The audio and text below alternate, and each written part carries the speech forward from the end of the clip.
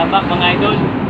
Mag-adjust tayo ng kadena. Masyadong luwag nito. Baka talo na siya. Ang munang gagawin natin mga idol ay luluwagan lang natin ito. Ito pwede ito. Magkabila.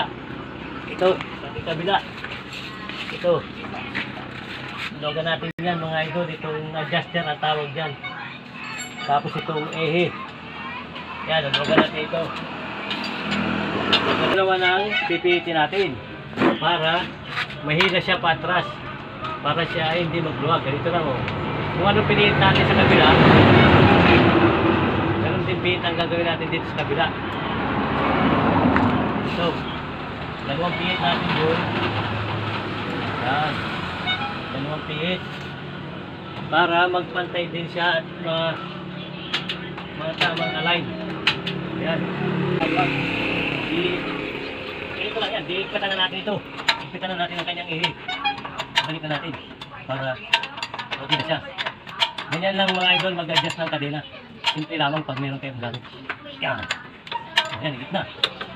Ganyan mga idol. Yan.